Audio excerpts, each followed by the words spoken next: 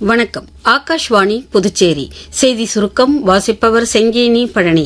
பிரதமர் திரு நரேந்திர மோடி இன்று சுவாமி விவேகானந்தரின் பிறந்தநாளை முன்னிட்டு அவருக்கு அஞ்சலி செலுத்தினார். சுவாமி விவேகானந்தர் இந்தியாவின் இளைஞர் சக்திக்கு ஒரு சக்தி வாய்ந்த உத்வேகத்தின் ஊற்று என்று பிரதமர் கூறினார்.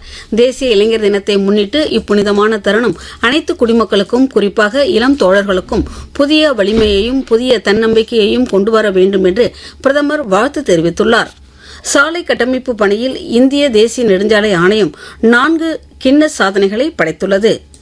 தேசிய மாணவர் படையினர் நாட்டின் முக்கிய ஆதார வளமாக திகழ்கின்றனர் என்று விண்வெளி வீரர் குரூப் கேப்டன் சுபான்ஷு சுக்லா கூறியுள்ளார்.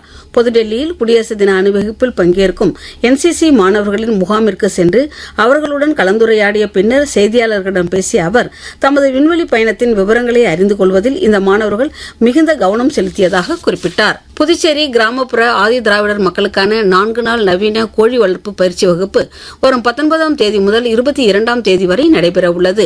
இப்பயிற்சியில் கலந்து கொள்ள ஆர்வமுள்ள புதுச்சேரியை சேர்ந்த ஆதி திராவிட மக்கள் தங்களது சாதி சான்றிதழ் மற்றும் ஆதார் அட்டை நகலுடன் ராஜீவ்காந்தி கால்நடை மருத்துவக் கல்லூரி மற்றும் ஆராய்ச்சி நிலையத்தை தொடர்பு கொண்டு பயிற்சிக்கான விண்ணப்பத்தினை பெற்றுக்கொண்டு பூர்த்தி செய்யப்பட்ட விண்ணப்பத்தினை கல்லூரி அலுவலகத்தில் சமர்ப்பிக்க வேண்டும் என தெரிவிக்கப்பட்டுள்ளது. நியூசிலாந்திற்கு எதிரான முதலாவது ஒருநாள் கிரிக்கெட் போட்டியில் இந்தியா 4 விக்கெட் வித்தியாசத்தில் வெற்றி பெற்றது.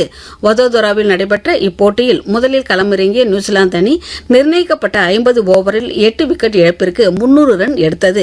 இதனையடுத்து 301 ரன் எடுத்தால் வெற்றி என்ற இலக்குடன் பின்னர் களமிறங்கிய இந்திய அணி 49 ஓவரில் 6 விக்கெட் இழப்பிற்கு 306 ரன் எடுத்து வெற்றி பெற்றது. 3 போட்டிகளை கொண்ட இத்தொடரில் இந்தியா 1-0 என்ற ஆட்டக்கணக்கில் முன்னிலை பெற்றுள்ளது.